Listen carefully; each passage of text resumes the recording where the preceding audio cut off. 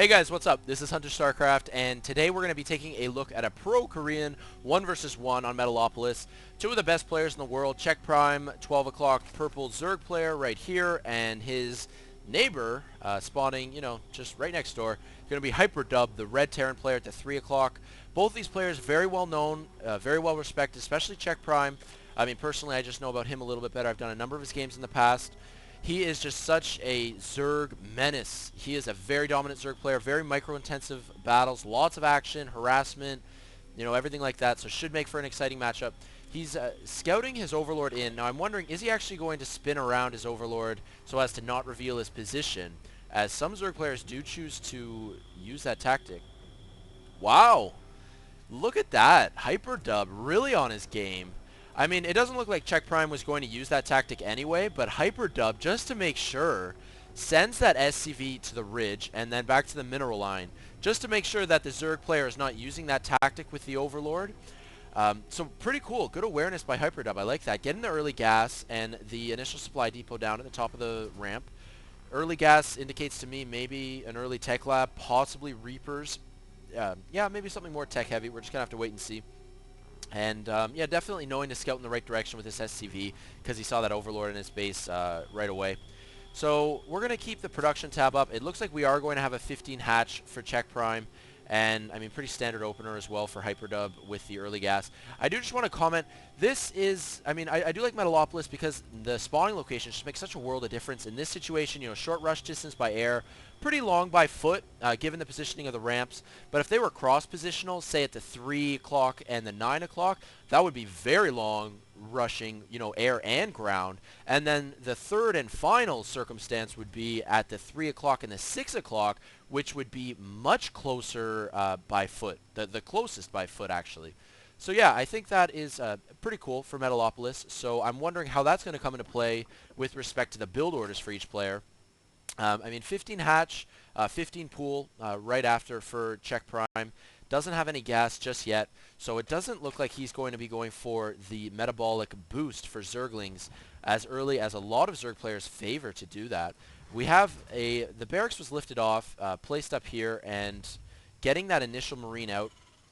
And yeah, I'm wondering if he's going to put an attachment down next, and just where he's going to take it from here. That's what I would have expected. So he does have a tech lab.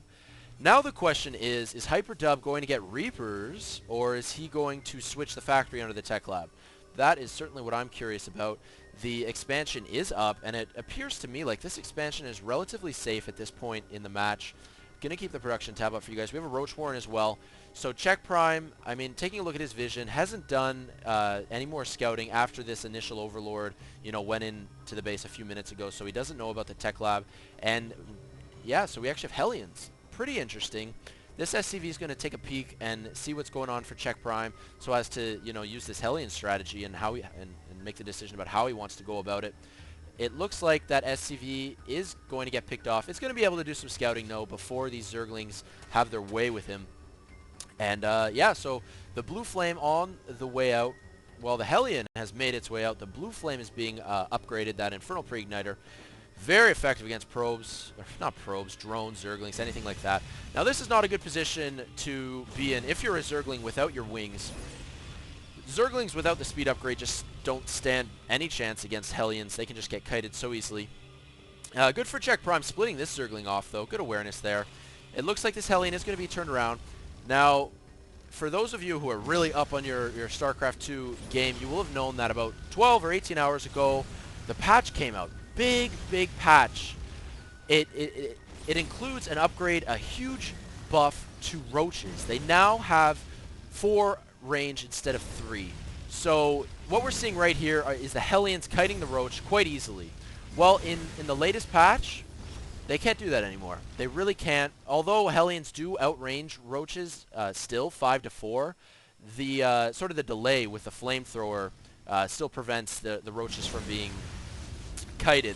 Even with the Blue Flame, not really making a big difference, but I mean, this is a little bit wasteful. I'm not sure what Check.Prime is going to be able to really get accomplished. Going to turn the health bars on for you guys as well. A little bit easier to follow the micro when you do have the health bars up. We have a starport as well. Going to get that first medevac out, and a command center for the Terran player. So pretty early expansion. a little bit earlier than, I mean, what we would call standard, quote-unquote. But yeah, nonetheless, we're going to see how that works out for Hyperdub. Loading up the medevac with 2... Oh, he's going to wait for the third one as well. He's going to get 3 Hellions, each of which have that blue flame upgrade.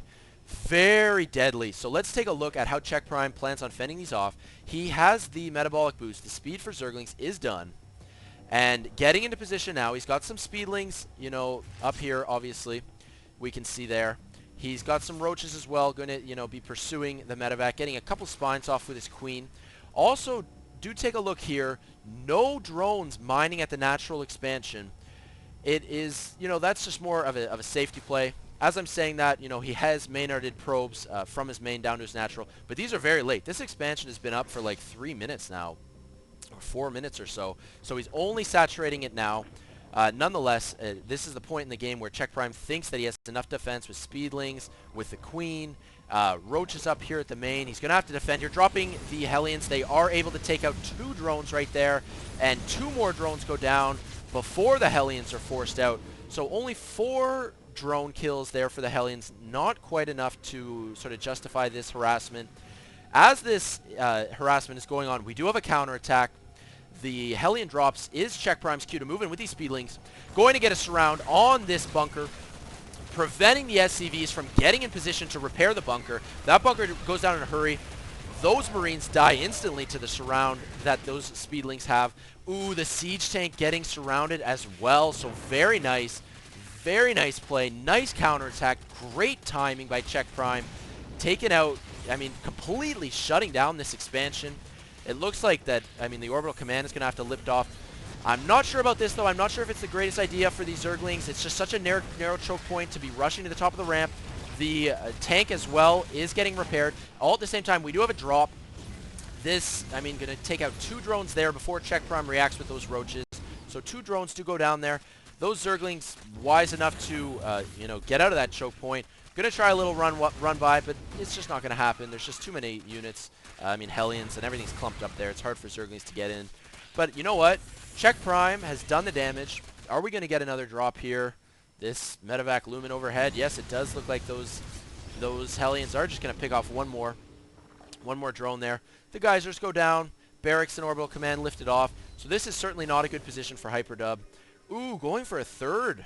Very nice as well.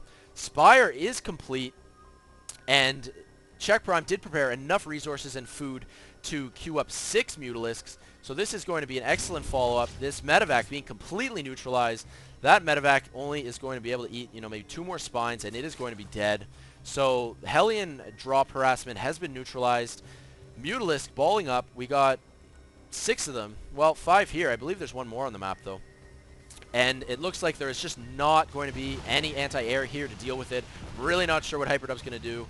He has to leave. He doesn't even GG, but that's okay. I mean, CheckPrime, just such a dominant force, shutting down the Hellion harassment, shutting down the expansion for Hyperdub, the early expansion, and then following it up with these Mutalisks. Just, you know, pretty standard play, but just solid Zerg defensive play and great timing with that counterattack. So I did enjoy that game. I hope you guys did too.